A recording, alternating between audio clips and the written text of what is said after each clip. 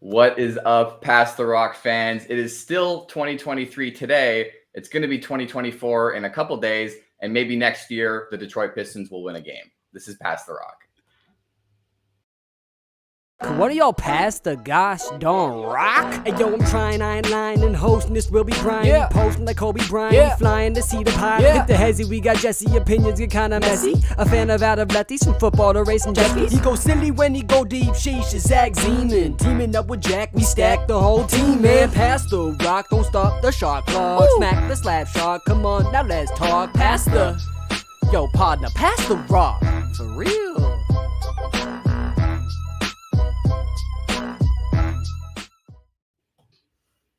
Zach, almost that new year. Merry Christmas, Happy Hanukkah. Anybody else watching, Happy Holidays. What is the best thing that you got for the holidays this year? Ooh, that's a tough question. It's been a while since, I got this hat today, but it wasn't for the holidays. I did, maybe I could say the Visa gift card used to get this new hat. Got that 1980s World Series patch. Okay. I don't know. A lot of nice things came my way. I'm going to say I got a West Virginia branded comfy. You know what a comfy is? Yeah, I have one. Very nice. So it's a nice, I haven't tried it on yet, but it's yellow. Wear that next show. It's got West Virginia on it. Maybe if it's nice and cold, maybe I'll wear it on a show sometime. But I'd say that's up there as one of the best gifts I got. How about yourself? I think the best thing I got, honestly, I got a lot of clothes. And I honestly kind of needed some stuff. I got some nice pajamas. I'm actually wearing them right now, but you can't see that. I didn't get a ton of gifts this year, honestly. My family's pretty small, but my favorite thing that I got was I got a new house for my cat that I just got, and there was a nice sale at PetSmart, and he's very happy in his new home. So that was probably the best gift that I gave anybody. Yeah. But the best gift of all is being able to, do Pass the Rock every week and be here with our community and continue to create amazing, fun content. We've been having a great week on TikTok. Lots of fun, lots of engagement there. So go check us out on socials if you haven't already. But let's get right into today's show. So first off, the Pistons have lost an NBA record 27 games straight. Nobody in the history has lost more games in a row. What is more embarrassing, losing 27 games in a row or the fact that the Spurs and Wizards are only 2 games up? Hey, Brian, let me re-say that because when you joined, it messed my camera up. Sorry. So, what is more embarrassing, losing 27 games in a row or the fact that the Spurs and Wizards are only 2 games up on the Pistons? Well, I mean, before we talk about the Pistons, let's just admire how bad they've been. The all season in the NFL, the Cardinals have 3 wins. The Commanders and the Patriots have 4 wins, which is doubling the Pistons, and the Carolina Panthers, the worst team in the NFL, has the same amount of wins as the Pistons do. The Pistons just have way more losses, and they get way more opportunities to come out on top. With that being said, I feel like one thing we are overlooking, 27 straight is the record for single season streak. Technically, they're still in second place. I don't buy into that crap. You're not the same team the next year. It does not roll over. It's BS. It does not count. Same with that whack-ass Warriors win streak of like 35 regular season games over one season. It does not count. It is not the same team. It is not the same year. BS. Well, I'm going to say they're going to break that record regardless, the multi-season record.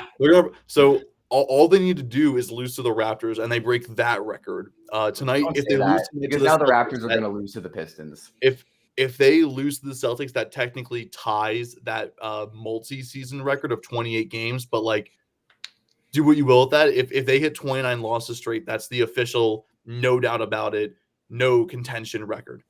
I think it's just the most embarrassing thing ever. I mean, at least with the Spurs and the Wizards, we knew they were going to be pretty bad. The Wizards are definitely a little disappointing considering that they do have guys like Kyle Kuzma and Jordan Poole on the roster, but they're still the Wizards. They don't have Bradley Beal anymore. You kind of were expecting a down year for them. This is obviously worse than expected, but it's still not really out of character for them. The Spurs, they're in a full rebuild. They have Wembanyama, who's in his first year. Yes, he's putting up some great counting stats, but there's no one around him. They haven't built around him yet. I expect kind of like how the Cavs were with LeBron the first couple of years. They had nothing going right for them except for LeBron. Same thing's going to happen in San Antonio, but like at least you have that bright spot on the roster that you're looking for. And then you have the Pistons, who Cade Cunningham is balling out. He's having some great games, but the front office really said this is a roster that can compete for a play-in spot, for a playoff spot. How horribly do they estimate that on top of some of the crazy, terrible decisions that Monty Williams has made over the course of these 27 losses? It almost seems like he wants to get, he wanted to get this record and wants to have the all-time record by a number of games, especially with not playing Joe Harris in a lot of these games. Joe Harris, a pretty good spot-up shooter. I would say that Joe Harris would be the difference between 27 and 28. I'm just saying Joe Harris would at least make a positive impact more than some of these guys. Why is Alec Burks playing 25 minutes in an NBA game, let alone multiple NBA games? That was the longest wrong answer ever. Nope. Ryan, to put it distinctly, what's more embarrassing, losing 27 or the fact that the Spurs and Wizards are only 2 games up? The Spurs and Wizards only being like a couple of games back is so much worse. It's so much worse. This Pistons team is terrible. They get all the press because they lost so many in a row. But those bottom 3 might be the worst in NBA history of any 3 teams this far into a season. It's embarrassing. Not just what the Pistons are doing. The Pistons are totally, they have their own level of embarrassing. But with the Spurs and especially the Wizards were like, oh, we'll make a trade and then we're going to be good to go. Oh, my God. No, those 2 are worse because in the end, the way Cade's playing, he could pass those other teams up and have this streak.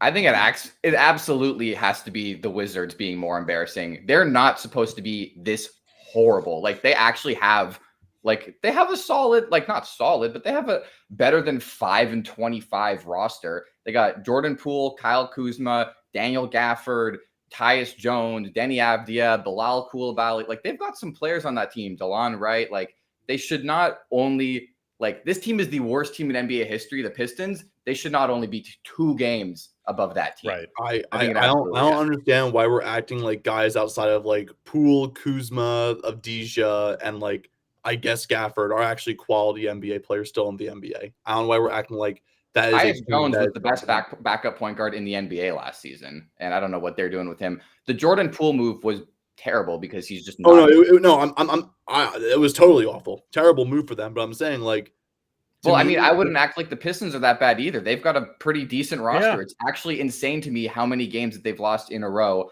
with Jalen Duren, with Cade Cunningham, with Jaden Ivey. Also, why the hell does Killian Hayes still start over Jaden Ivey? Yeah. It actually makes 0 sense.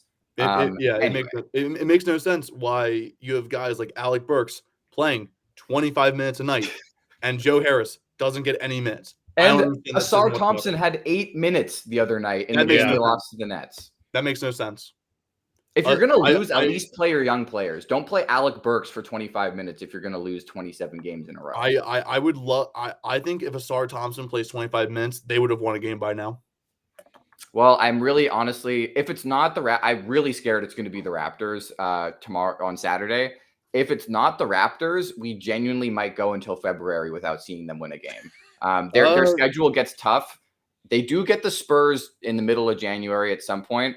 That could be game of the year. But after the Raptors, I think they get the Warriors, Nuggets, Kings. They go through a West. So their schedule tonight's the Celtics, the Raptors on Saturday.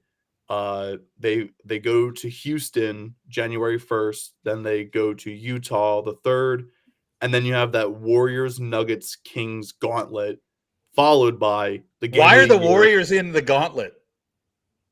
I mean, Warriors, let's be real. They're not going to lose to the Pistons. I don't. But that could be a game where they bench everybody, like the Celtics are trying to do. Honestly, I think the best answer of who's going to be the team to shamefully lose to the Pistons is one team just bites the bullet, rests all their starters, and then they can say, "Well, we had no one playing." Utah did that, and they still beat the Pistons. Yeah, I know they did. Yeah. They did. So I honestly have a feeling it could be Boston tonight. What if it would be so funny if the oh my god, it'd be hilarious. Yeah, so, I'm picking the Warriors. The Warriors are just lost right now, and I think this is the kind of game where Cade, puts up another 41 banger, and It makes it happen. Oh yeah. Well, Game of the year, Wednesday, January 10th, Spurs at Pistons. All right, put it in your calendar. That was 10 minutes of Pistons talk I'm never getting back. So let's move on. Let's talk about more NBA playoff action. So who finishes this season as the higher seed, Minnesota or Denver? I'm going to go with Denver. I think they just I feel like, Minnesota's got off to a really hot start. I don't know how sustainable it is. They're a very, very good team. But, I feel like, later in the season, things are going to start to slow down a little bit for them. I'm going to go with Denver. I'm going to say Minnesota because Denver doesn't care about being the 1 seed, the 2 seed, the 3 seed. They're going to let them have it. They're going to do what they did last year where they rested Jokic at the end of the year, make sure he's ready for round 1, and they're good to go. I think Minnesota wins the West. Yeah, I'm looking at it as like a 55 wins for Minnesota and probably like 52 for Denver. Like they'll be right there, but can see. Also, yeah, Anthony Edwards has publicly stated that he does not rest games. He does not do that. He only sits if he's actually hurt. And Denver, I mean, Jamal Murray sits out every other night, and Nikola Jokic never plays back-to-backs either. So I think it's definitely going to be Minnesota. And there was a dog attack. I mean, come on. Oh, Aaron Gordon got attacked by a dog, but yeah. All right, the Lakers or the Clippers, Brian? I definitely think it's the Lakers. I think the Clippers have shown that they, have a little bit of juice in the last couple of weeks. I still don't think this team works. There's 4 people that need the ball, and the only one that's said that he'll come off the bench is Westbrook. And I just think ultimately this team runs out of steam. I think the Lakers easily beat the Clippers in the standings. I wholly disagree. The Clippers have been doing pretty solid overall. I think the Clippers will end up being a top 7 seed, whereas the Lakers they feel like a team that's been consistently right around the play-in. I don't see that changing whatsoever. The Clippers their offense is arguably the best in the league right now. They've had a really good December offensively. Defense, definitely not anything special, but if their offense stays as productive as it's been, which I'm pretty surprised how well it's run, but seems like everyone's sharing the ball well, despite them all probably wanting it. I'm going to say the Clippers hold it steady, finish ahead of the Lakers. They're going to have some historic drama, I think, before the end of the season. I'm going to use maybe your eventually, reasoning. but right now it looks like the ship is sailing fine. Brian, I'm going to use your reasoning and say the Clippers because I don't think the Lakers care about the regular season all that much. I think LeBron's taken some nights off. Anthony Davis surprisingly has only missed 2 games all season. So actually, shout out AD for keeping his word of trying to play every game. But I think it's going to be the Clippers. Ultimately, this team just seems like a better regular season team than the Lakers do. The Lakers have their own issues to work out right now. And I think the Clippers, they're 8-2 in their last 10 games. It seems like the ship is sailing. It might sink at some point, but I think that the Clippers will finish higher. And there's a good chance, I think, that these teams finish as the 6th and 7th seed. They're both right next to each other. Right now, the West is very packed. Same as last year. The 11th seed is 2 games back of the 5th seed. Yeah. So it's going to be a mess. Also, moving on, though, I think before we move on, one more thing. Lakers have, after winning the in-season tournament, they have fallen flat. They have not looked since then. Yeah, well, that's all they need from the regular season. They don't care about that. They just care about the 500K. So let's move on. These 2 teams both, I think, could finish top 4. Depends what order. Kings or Thunder, Zach? Oh, man. 2 young, exciting teams right there. You could pick either or. I think both teams are going to easily be top 5 seeds. I'm going to go with the Thunder. I really like their young talent overall. I mean, Shea and Shed have been a dynamic duo all season long. Their depth is obviously great as always. They've really impressed me. They're 20-9 right now, which, I mean, for a team that I wouldn't have expected to be the 2 seed in the West so far, I mean, they're surpassing all my expectations that I had for them this season. I'm going to say the Thunder hold it steady and end up as the higher seed. I think it's the Thunder, and it's not even close. And maybe I'm biased because the Kings are one of the teams that the Pelicans usually play well against. But I just think the Thunder are playing where they are, 20-9 so far. And I think the Kings are ripe to be passed by the Mavericks, maybe the Pelicans, Rockets, Suns. I don't see them hanging the same way. I think people have figured them out a little better from last year, all the success they had last year. And I think they end up like the 6th seed. So easily the Thunder for me. This is going to be a great matchup for years to come. The last time they played about 2 weeks ago, Fox had 41 and Shea had 43, and it was just an absolute duel. I think I'm going to take the Thunder as well. This team has surpassed all expectations, and there's no ceiling for this team right now. The fact that they are the second seed in like year 2 of this thing with all those draft picks still is very scary. I saw JJ Redick talk today about whether the Thunder should trade a bunch of those draft picks if they feel that they're actually good enough to compete with one more piece. I would say no. I would say that they sit on what they have, see how it plays out this year. Like, yeah, you're the second seed right now. The Magic were the 1 seed in the East last year for like the first month of the year, and then they fell off a cliff. So if the Thunder can finish as a top 4 or 5 seed in the West, I'd say you definitely, ride it out. It's the first year in the playoffs for almost everyone on the team. See how it goes. You learn something, kind of get a better feel of what you actually need on the team to compete. Maybe you go up against, Denver or LA and you find out you need a better big man because they're just playing small ball right now. So I think the Thunder will finish higher, and I think that they're probably the best positioned team for the future in the entire league. All right. 2 juggernauts that have not played well, the Warriors or the Suns. Who finishes higher? I'm going to go with the Suns, but it's mostly because I expect them to be able to figure it out and put it all together. They've been plagued with injuries early on this season with Bradley Beal and Devin Booker and now Kevin Durant all missing time. If all 3 of them, or even just 2 out of 3 of them, can stay on the court, they're a team that can win any game. I think they'll end up as the higher seed. Plus, the Warriors just have not looked that good this season outside of Steph Curry. Oh, it's absolutely the Suns. Now, I do think it's like the 7-seeded Suns versus the 10-seeded Warriors. I don't think either of these teams look super impressive going into the playoffs. The Warriors may not even make it. I think it's that bad, especially without Draymond for however long that lasts. And so I'm all in on the Suns winning this, although super not impressive on their side. Both these teams are currently 500 at 15-15. I think the Warriors finish higher because this Suns team is just such a dumpster fire. Like, they are so bad outside of their top 3, and they have 3 guys on the team making $50 million and a bunch of schmoes outside of that. I mean, Grayson Allen has been like the leading scorer outside of those guys, and the Warriors, I would like to say, at least have a decent rotation, and they've got some good young players. Jonathan Kuminga, I think, is going to take a big leap in the second half of this season. And you still have Steph and Clay, and I'm going to take that over the Beal, Booker, KD experiment because it obviously isn't working. KD looks not happy. Devin Booker's trying to play games, but he's, the games that he's out, it's just awful. Bradley Beal still hasn't been on the court in weeks, and it's just so funny to think, like, in my mind, should we just fast forward to the finals graphic of the Suns? And it's just like they're the 10th seed right now. Like, it's just so bad. One more funny thing that I want to mention.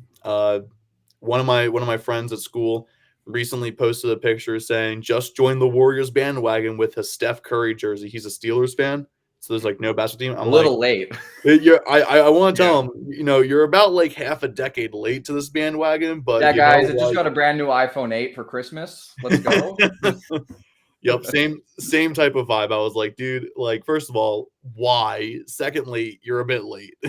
Yeah, that's like jumping on the Patriots bandwagon now. It's like you missed your stop. All right, let's we'll save the East for next week. Let's move on. So 1/3 through the NBA season, who is your MVP?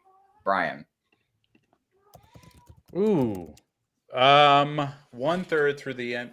Let me pull up. I have the standings here. I gotta this one's tough.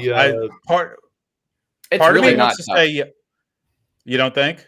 It's not Part tough, of me and wants it's Luka Doncic. It's Luka Doncic, and it's not close. Interesting. So he's they're been playing out of his mind. The MVP. I have the betting odds pulled up. I'll read them after we all give our take. I would rather pick somebody that's not the 6th seed. No offense to what he's doing, but again, like I've said, 2 games back of being the 3 seed. They're the 6th seed. They're just. I don't think he makes them that much better than what they could already be. I don't know. And y'all know I'm not a huge Luka fan as far as long-term playoff success. I was going to say Giannis because I just feel like the Bucks are overachieving on the defensive on like in the standings because of what he's doing. Because when you have Dame Lillard, you cannot play defense at the point, and I just think that what they're doing there elevates him. I know I'm not as much of a Luka fan. I just don't feel like they win enough games with him playing the way that he does. Okay. Before we get into my take, which is extremely obvious, we have had a 6 seed win the MVP before with Russell Westbrook, but he literally had to make history to do it. So I feel like with that Luka argument, it's like, yes, he's definitely I'd argue he's definitely a top 3 MVP candidate, but he's going to need to either make history or have his team be a top 4 seed to be able to win that MVP. I mean, Russell, when he did it, he averaged 30-point triple-double. Luka averages 33, 9, and 8 right now, which is absurd. Also, Kyrie Irving hasn't played in like 3 weeks. The Mavericks had a hotter start to the season. They've cooled off a little bit recently, but the way that man plays, nobody on the Boston Celtics deserves the MVP. Jason Tatum's never going to win it because their team is just too good. The Bucks, I also don't think. I mean, Giannis is a good answer, but I don't think he will. Embiid, probably the closest, probably should be the front runner right now. And the Sixers have been great as well. The Mavericks, though, of all those teams, their team is by far the worst outside of Luka. And I just think the fact that this man is putting up 50, 39, 10, and 12, these insane stat lines, and the Mavericks are that good with nobody else. I mean, Dante Exum is their freaking second leading scorer outside of Luka. I didn't know he was still in the league, and he's actually been playing great. I just think the top teams in the East are all way too stacked. Minnesota does not have anybody deserving of MVP. I love Ant, but he hasn't, he's not the reason that they're the 1 seed. He's been playing great, but he's not the MVP. It's another team argument. Yeah, it's a great team. Denver, I don't think they're going to give it to Jokic again. And the Thunder, you could make a case for Shea. He's been playing amazing as well. And honestly, I think Shea should be in the top 4 names in the MVP race. Yeah. But again, that team is also just super fluid and has been playing great as a unit. So I just think outside, there's nobody else good on the Mavs. And I just think the fact that Luka is carrying them even to a 6th seed, I think they might finish higher. But I just think Luka Magic deserves it. He's been unreal this season. All right. Before I read the official odds, as of today, I'll make my case real quick. Last year, Embiid averaged 33, 10, and 4. This year, through 1/3 of the season, he's averaging 35, 11, and 6, almost 12. That's so absurd. Absolutely absurd. Last year was an MVP-worthy season. This year, he's improved upon it. And even if it's only 2 more points a game, 1 more rebound, and 2 more assists, that's still significant improvement for a guy who just won an MVP. He's the NBA's leading scorer right now. Arguably the best mid-range shooting big we've seen in God knows how long. His mid-range game is absolutely absurd. And he can just score at will, take over a game at will. He's also putting up absurd stat lines. His December, he's had until he just missed these last 2 games, pretty much on a huge 30-10 streak for 13, 14 games. He was putting up 30 and 10 every single night. We haven't seen numbers like that from players besides literal Hall of Famers like Kareem Abdul-Jabbar, Moses Malone, Wilt Chamberlain. Shaquille O'Neal had never had a streak that long that Embiid had earlier this season. So if it was 1/3 through the NBA season, I think without a doubt it has to be Joel Embiid. But here are the official odds as of today. The front runner is Joel Embiid at plus 200, followed by Nikola Jokic, Luka Doncic, Shai Gilgeous-Alexander, Giannis Antetokounmpo rounds out the top 5. Outside of that, more so long shots, we have Tatum, Halliburton, and De'Aaron Fox. Yeah, that sounds about right. I'm honestly surprised that Anthony Davis isn't on that list somewhere. Anthony Davis is pretty far down. He is plus 9,000 odds. They're still, you have to bet on his health. That's why it's. I feel like it's not just betting on health. It's that the Lakers are 500 right now as well. Yeah, they're not that good. All right, So right now, I really like that Shea is in top 4 though. Shea being the 4th option, he's having a phenomenal season. Wait till Ja Morant jumps up when he pulls this team out of the depths. into where if John where they Morant end up pulls being. the Grizzlies from like 13th in the West back into the playoffs, like Adam Silver's not going to let it happen. John Morant is not on this list, and this list goes to plus 30,000 odds. I don't think he's eligible actually with the amount of games he missed. He might not be eligible because I think that was part of the reason was he got 25 games, and it's like you have to play 60 something to be in the consideration. Right, he can only play 57 if he. And I think he has to I know to make like an all NBA team, an all star, and that or all NBA, he has to have at least 65 games, I think it is, or something. But I think you're right. So probably won't happen. All right, let's switch over to the gridiron. We're going to talk about some NFL. So on a scale of 1 to 10, what is the likelihood of the Bills winning a playoff game this year? Now they likely are going to end up as, I mean, either the 5 seed or as high as the 2 seed, depending on where they finish. Right. If they finish above Miami.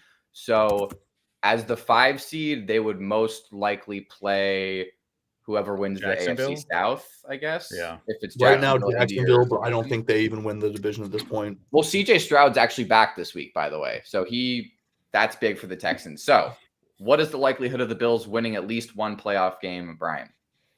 I say a 9. I just think whether they're the 6 seed, the 5 seed and play Jacksonville, or the 6 seed and they get to go to Kansas City, a team that's literally falling apart in front of our eyes, assuming Kansas City wins their division.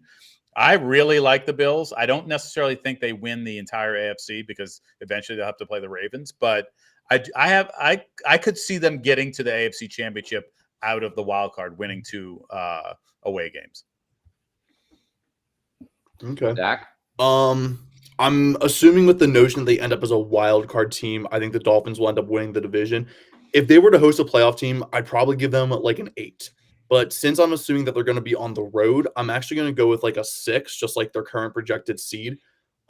This team has been very up and down this year. We've seen some great moments from the Bills and then some sloppy moments where it's just either like there's just an errant throw by Josh Allen or the wrong play is called or a miscommunication cost them. Like just the little things that cost this team they just pile up, and it's just like this could totally happen in a playoff game and just end the season.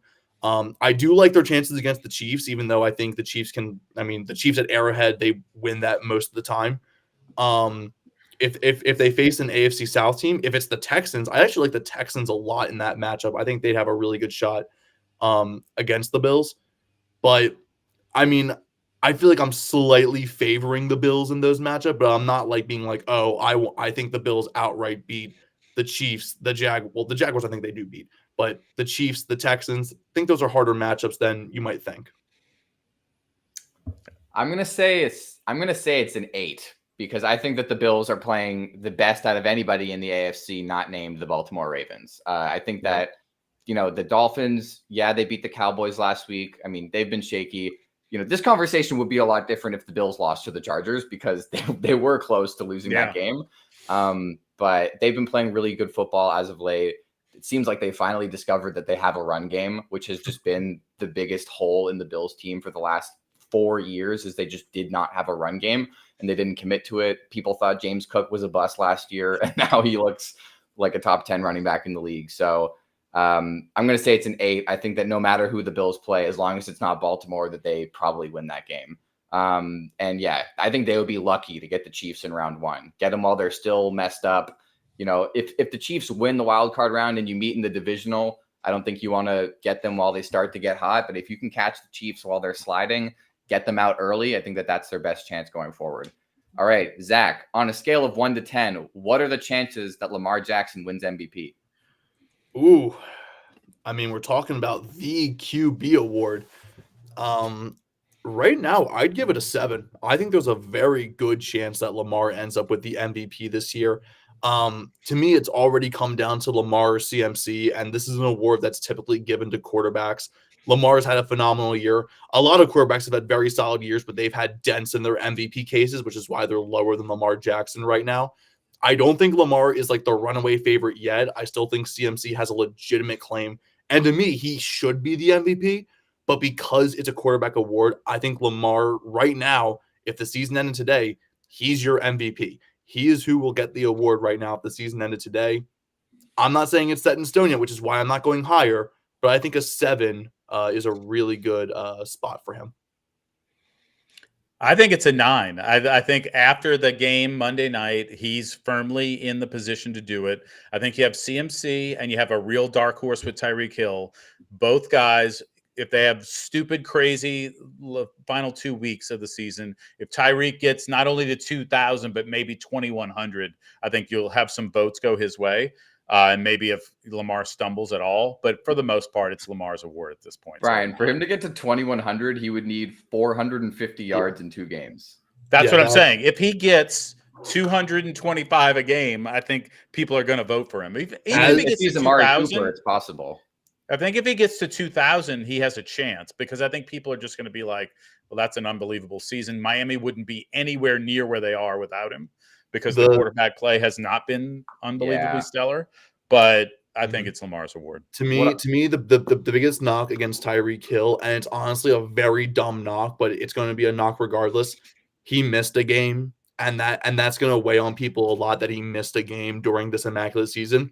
People with actual brains, if he hits 2,000, be like, oh, he hit 2,000 in 16 games. That used to be the NFL's schedule. But most people are just going to say, oh, he missed a game. He's not going to be able to win it because he missed that game and it cut his production. It's he could have been so much better. So I'm saying I like your argument. I think he should be higher in the rankings, but I know right now he's not even top 5 in betting odds. He's completely out of the race, basically. I get it. And look, he was 45-1 at one point. I think your argument of my argument is actually the opposite. I think it helps him because he only does it in 16 games. Now, in the end, Lamar's people don't have the brains to understand how great that is. That's what I'm trying to say. No, I hear you. But I think Lamar's too far ahead anyway. But yeah.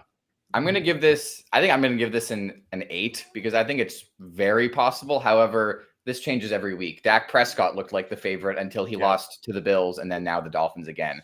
I think it's going to be a good chance that it's Lamar. It really sucks that one of Tyreek Hill and CMC is not going to get the Offensive Player of the Year, and it's going to be Tyreek Hill because CMC deserves it. When you just look at the stats, Tyreek Hill is, on his way to 2,000, and Christian McCaffrey has 2,000 yards this season. He has 1,500 rushing and 500 receiving, not to mention 21 touchdowns, whereas Tyreek Hill has, I think, 12. So it's just Tyreek Hill has been amazing, and it helps to be able to run the ball and receive the ball to have more yards. But Christian McCaffrey literally has 400 or 500 more scrimmage yards and 9 more touchdowns. I don't think it's actually close at all for the Offensive Player of the Year argument. As for MVP, though, it's most likely going to be Lamar just because of the quarterback award. But if it weren't, I would say CMC deserves it over Tua. He deserves it over Dak. He deserves it over Purdy. He deserves it over Mahomes, Allen, any of those guys. It goes Lamar and then CMC. All right, let's go on. Bonus question here. Russell Wilson is going to be cut by the Denver Broncos in March after a failed experiment. He's going to be benched for the last 2 weeks. Who knows why? For Jarrett Stidham. They're 7-8. If they win out, they can still make the playoffs. Sean Payton says it is to hopefully get a spark for the offense after their dreadful performance against the Patriots, which cut their chances to make the playoffs in a 10th, I think. They were 60% chance if they won, and now they have a 1% chance to make the playoffs if they win out. So what is the best landing spot for Russell Wilson? And is Russell Wilson an upgrade or a downgrade for these teams? So let's talk about the Saints. Would Russell Wilson be an upgrade for the Saints? This is I never expected I would answer this way, but he would absolutely not be an upgrade. And the only reason is because, and I am so anti Derek Carr at this point. Don't even get me started. The good news about Derek Carr is he's 3 years younger, A, and B, after next year, we can get rid of him. I don't want to bring on another old quarterback. Russell Wilson's 35 right now, to then try to figure out what I do in the future. What I'm doing if I'm the Saints is drafting a quarterback this draft, and I'm riding out with Derek Carr through week 4 and then putting him on the bench and going with my rookie. But wouldn't it be just so funny if Russell Wilson said screw you to Sean Payton and went to the Saints? The Saints mayor was trying to get him to come to us 2 years ago when she didn't realize he wasn't a free agent and it was actually we would have to trade for him. But yeah, I don't think I want to get in bed with another old quarterback. I want to go get really young, and so I can live through one more year or 4 more games, hopefully, of Derek Carr. All right. What about the Atlanta Falcons? Zach, what do you think? I think he would be a clear upgrade, and I don't know how you can make a case against that with the quarterbacks they have on their roster. At least with Derek Carr, you can make the argument that he's younger and that, like, you know, like I mean that's pretty much like the main argument there. He's younger, but with the Falcons, Heineke is your best quarterback on the roster, and let's be honest, he's a high-end backup at best. Russell Wilson on his worst day is pretty much that level, if not better. He's better. I think, yeah. I'm saying on his absolute worst day, which was last year. Right. Last year was his like worst days, and he was still, you know, arguably about the same level as Heineke, if not better. So I'm saying it'd be a clear upgrade. He could actually throw to guys like Drake London and Kyle Pitts. I think he'd actually be able to, like, maybe Wilson actually says, "Hey, let's use Bijan Robinson for once." Gets the run game going because he's not going to be able to throw every single play. Because if the Falcons made him throw every single play, his arm would fall off. So I think it would be a clear upgrade for the Falcons if they did end up with Russell Wilson somehow. I actually kind of think it's I don't know. I kind of think it's a great move because Desmond Ridder sucks, and I will die on that hill. He sucks. Oh yeah, he's awful. Like Taylor Heineke, I from the start of the season I said should have been the starter. Mm-hmm.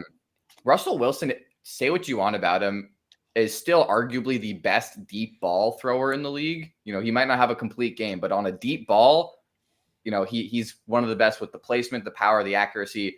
Having guys like Drake London and Kyle Pitts in that offense with the noodle arms in the QB room right now, I think you put Russell Wilson there, you get a lot more out of guys like Drake London and Kyle Pitts. However, I don't think that the Falcons are like a quarterback away from contending. No. And I mean, actually, you know what? They might be, because right now they're almost in the playoffs as is.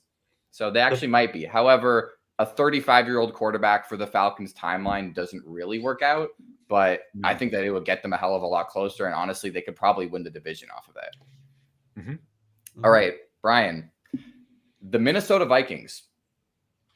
So the question is, does oh shoot, what's his name that tore his AC? Kirk Cousins.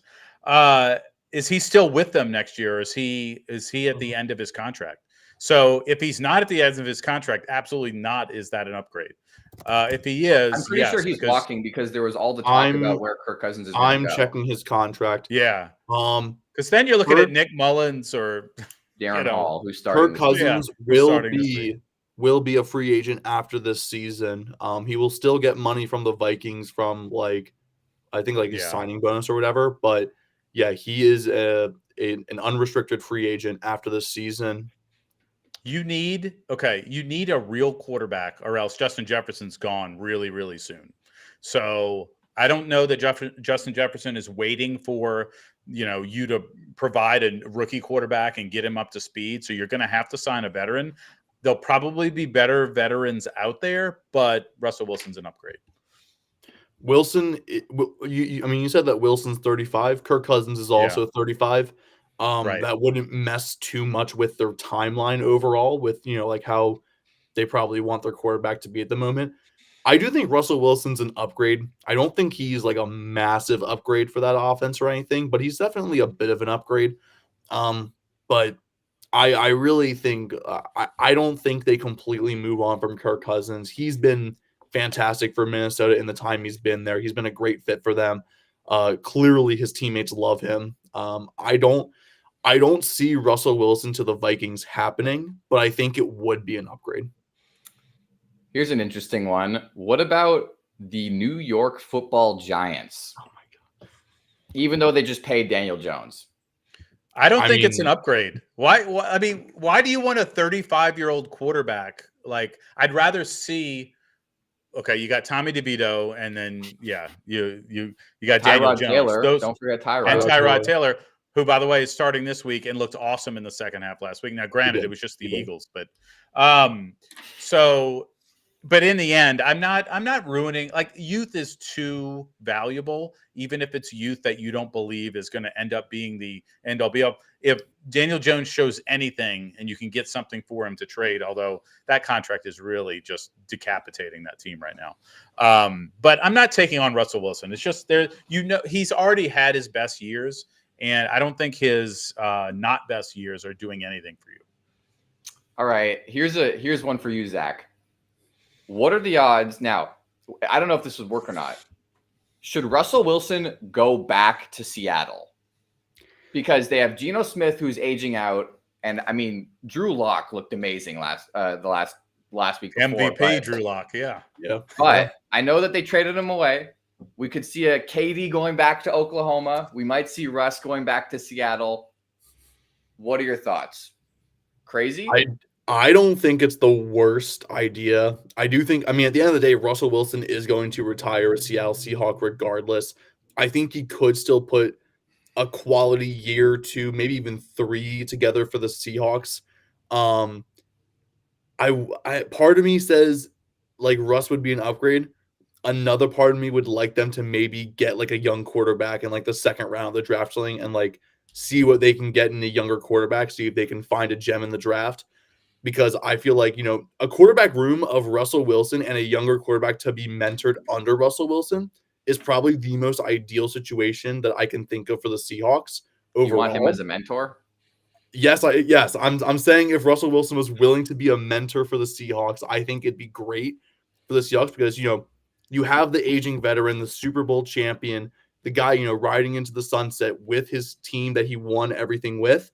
And then you have the young upstart quarterback being mentored under him to basically fill in that gap as soon as he retires. That's like the dream scenario for the Seahawks, but it also involves Wilson being a mentor, which is like near impossible. No. Give me Drew Lock in that scenario every time. Here's the team that I'm just reading through our list. Here's the team that's perfect. You ready? The Steelers. They have three younger quarterbacks that are all terrible trash. All right. Throw Russell Wilson on that team. Wait. Hold on. Mitchell Trubisky's not young. Okay. Well, he's not old. He's not. No, but he's he not is Russell trash. Wilson old. But he is trash. But think about it. You have guys that can run deep routes, which is exactly what Russell Wilson's good at. He's got 2 running backs. He loves dump offs. I think that's the perfect team. I agree. Now, whether they would go and do that, I don't know, but that's the perfect team on this list. The Steelers, Steelers would never do it, but it's the perfect fit for him. I would love to see Russell Wilson in a Steelers uniform next season. It would be great. I do like the fit. I just really think like Seattle fleecing the Broncos for their entire future and just stocking up just for the Broncos to cut Russ, and then he goes back to Seattle for way less money with a loaded roster, tons of rookies. You got DK and Lockett, who he still has the chemistry with. I just think it could actually really work. And the other team, I'm going to say, just putting it out there, New England Patriots. We could definitely use a freaking quarterback. And, Bill Belichick loves his veterans. He likes someone who knows the system. He doesn't have to teach it to.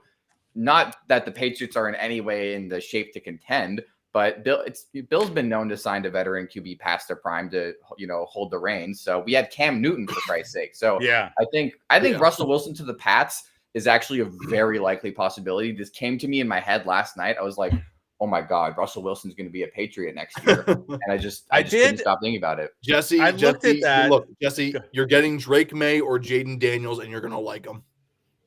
I did like that idea at first, and then I thought, well, there are no receivers on the Patriots who, like, Russell Wilson needs talent around him. He needs it. I'm just imagining Russell Wilson throwing to Kiki Booty and Kendrick Bourne and Tyquan Thornton and all the guys that we have.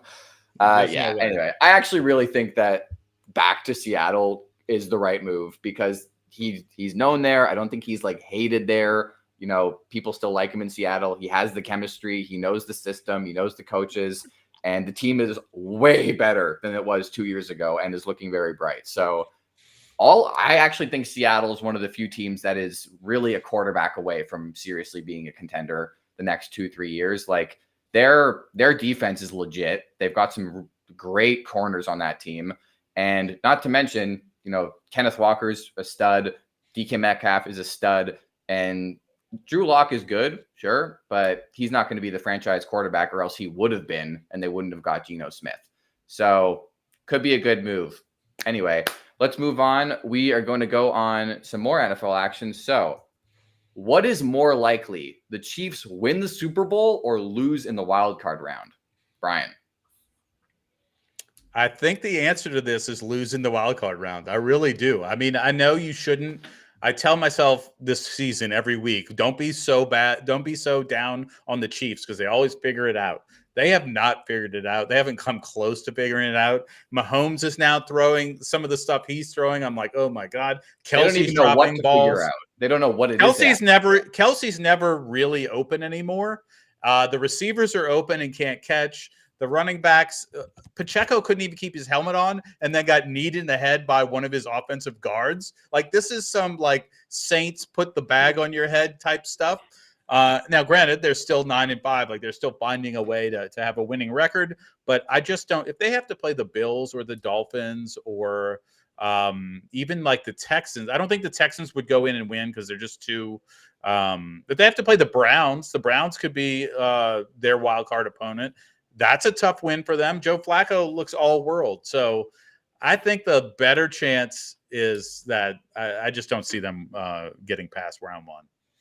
Mm-hmm. I'm in the same boat, not necessarily because of round one, like they will lose out, but there's just no shot they make the Super Bowl this year. I think the Ravens, Dolphins, and the Bills and the Browns all have a shot to be able to take down these Chiefs. They have just looked dysfunctional, especially against the Raiders. Looked absolutely out of sync, absolutely dysfunctional. And I know you mentioned Travis Kelce not getting open. This is a down year for him, and he still is probably going to finish with 100 catches for 1,000 yards. That's a down season for Travis Kelce, and that's insane to me. But yeah, overall, I don't see the Chiefs making it back to the Super Bowl. I really think it's the Ravens' year to make it. So I'm going to say it's more likely that they lose in the wild card. I think I'm going to have to agree with you guys because honestly, depending on who they match up with, the AFC is very deep this year. And if they get the Bills or the Browns in round one, like Joe Flacco has been looking pretty elite. And I would not bet on the Chiefs offense to do well against the Browns defense right now. And that's a revenge game for the Browns too, getting bounced by the Chiefs. I think it's more likely they lose the wild card, even though that's really unlikely. They just do not look like they can contend for a Super Bowl right now. And the AFC runs deep, and it's not going to be a gimme. Like the NFC wildcard games might be a gimme, but not the AFC. All right. What is more likely? The Cowboys make the Super Bowl or the Dolphins make the Super Bowl? Brian. I think the more likely, and you know, of course, Zach's going to be pissed when I say this, for the Cowboys to make the Super Bowl. The Dolphins don't have the quarterback play to be able to do it. We can all say the same thing about the Cowboys, but their quarterback play has been decidedly better than what Tua's done. They can't beat the Bills, the Ravens, or the Browns for sure. The Chiefs are going to be tough against them. Now, you go to the NFC. You got the 49ers, the Lions, and the Eagles. I think the Lions are going to be paper champions when it comes to this weekend against the Cowboys. And, you know, once we get to the playoffs, the Eagles and the 49ers, you know, they have everything they need. They just need to pull it together. It's not happened. But I think with the Cowboys defense and with the fact that of what Dak can do to manage a game, I think they have a lot better chance to go to the Super Bowl than the Dolphins. I don't know that I'd agree when you said that their quarterback play has been like so much better. I think that Dak and Tua have been on a pretty even plane all year. Oh, I would argue they're on like the same level right now. They're both having great seasons, but I'd argue they're about on the same level. I'm going to go with the Dolphins, and not because I think the Dolphins are going to perform exceedingly well in the playoffs. I really think it's the Ravens' year. They have looked dominant all season long. My main concern with the Cowboys is how they performed on the road. They're 7-0 at home, and they're 3-5 on the road. That's a really big glaring hole in what we've seen from the Cowboys. Look, if the Cowboys were able to win this division, the Eagles are a win away. Any of these, if they win another game or the Cowboys lose another game, the Eagles clinch the division and clinch home field, which means the Cowboys are forced to play on the road all the way through to the NFC Championship if they make it there. you're talking about facing teams like, well, first of all, whoever the 4 seed ends up being, they're going to face them because they're going to be the 5 seed. But then you're talking about facing the Niners, the Eagles, the Lions on the road. Any of those teams, I don't think they're going to be able to win on the road against teams like that in playoffs. Of course, I know I'm going to be super, sadistic about my Eagles, super like down on them. But at the same time, Cowboys on the road have just looked very underwhelming. That's their biggest flaw, and I don't think they're going to be able to overcome it come playoff time. For that reason, I'm going with the Dolphins. I know the Dolphins have struggled against over 500 teams, but they've proven that they can win those games at the very least. But the Cowboys on the road, all year it's been a struggle. You can't list the Lions in that group. You can't list the Lions. They don't have a home field advantage. They're paper to me, the Lions have the second best odds of winning the NFC. It's Niners, Lions, Eagles. No, it's Niners, Eagles. I like that you at least put them above the Eagles. No, right. At this point, here's the deal for the Cowboys. Here's how the Cowboys make the Super Bowl. They beat the Bucks away. That wouldn't even be that surprising, although you're right. Their road record's an issue. If they have to play the 49ers, they're done. If they have to go to the Eagles, a team that they've played twice already, I think there's a chance. And then you have to play the 49ers. So it's very much a long shot. I don't think either of these teams make it. But do not put the Lions, who have not been in a playoff game in a long time, haven't won their division since well before either of you were born. I was in high school, by the way. So shout out Trev on Instagram. That's right. I'm cool. Yeah, let's go. But I don't think that the Lions is a game that anybody's like, oh my God, we're going to play this inexperienced playoff team away. They don't even remember how to get loud in Ford Field. I just want to remind you guys that the Cowboys went into Tampa Bay and retired Tom Brady last year. So I think they can handle Baker Mayfield. Yeah. All right. We're going to move on to some trivia. So can you name the top 10 players with the most passing yards in a game this season? And some of these are going to knock your socks off. Ooh, my socks are ready to be knocked. I got one from last week. Nick Mullins had over 400 yards. No, why would you guess Nick Mullins? He's number 4. Because he was on my team. I have a fantasy team that is so decimated quarterback wise. I was between him and Flacco. So I know Nick Mullins threw for 414. Well, screw you. You're correct. Nick Mullins. I thought was going to be the funny one that no one got. 411 yards. He's good for number 4. Wow. I'm going to go with Tua Tagovailoa here. Yep. Number 2 with 466. Mm-hmm. Okay. Flacco's got to be on there too. Joe Flacco is actually number 10 with 374 yards against the Bears. Awesome. Unreal. Oh, man. Just some of the quarterbacks on this list already. I love this list so much. Oh, my God. I'm assuming Dak Prescott's somewhere on this list. Yep. Dak Prescott is number 6 with 400. I was going to guess him yards. next. Good job. Good job. Thank you. Has Purdy had a big game? I know Brock he's had Purdy a 4-touchdown game. Not on the list. Brock Purdy. He 368 was his most, 6 yards behind Joe Flacco. Oof. Gotcha. Yak Merchant right there. Let's see. I'm trying to think. I'm going to say CJ Stroud had a big game. Number 1, 470 yards in that game. That is a big game. In which he also had 5 touchdowns. That was very big game. 50-point fantasy performance. Number 1 for CJ. Oh, what about Bakes? Big Baker Mayfield did against Green Bay, 381 in the perfect passer rating game. Baker Mayfield is number 8. I'm sorry, I'm stealing all the weird ones, but no, it's good. I mean, those are the harder ones. I'm trying to think of people, but you know what? I'm just going to guess them anyways. Any chance Jalen Hurts is on this list? No way. No. Not even close. Okay.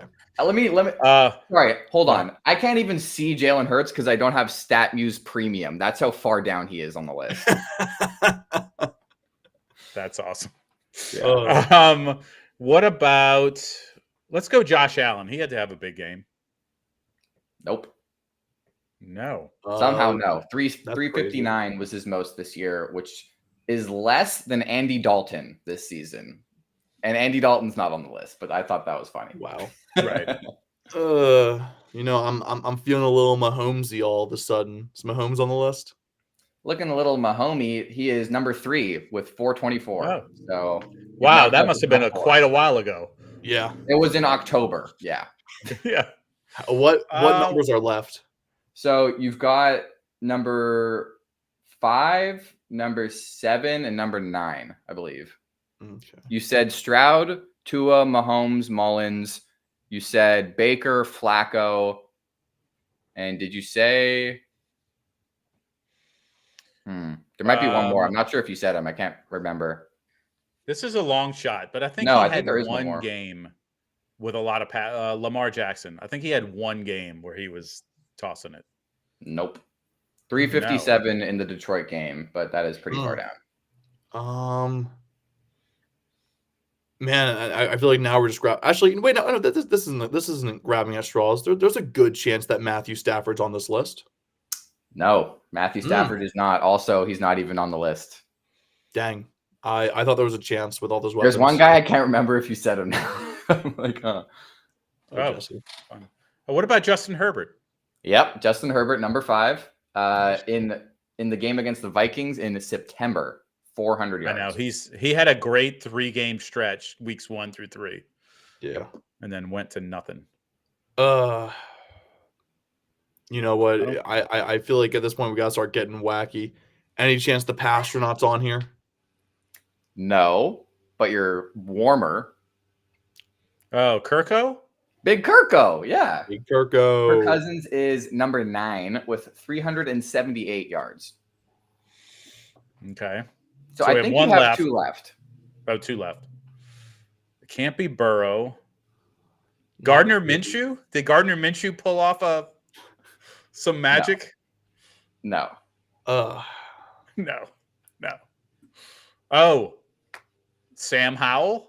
Sam Howell! Yeah, Sam Howell actually is on the list twice. He had 388 and 397. So he is the number 8. No, he's the number 7 guy on this list. Sorry. Number 7, Sam Howell.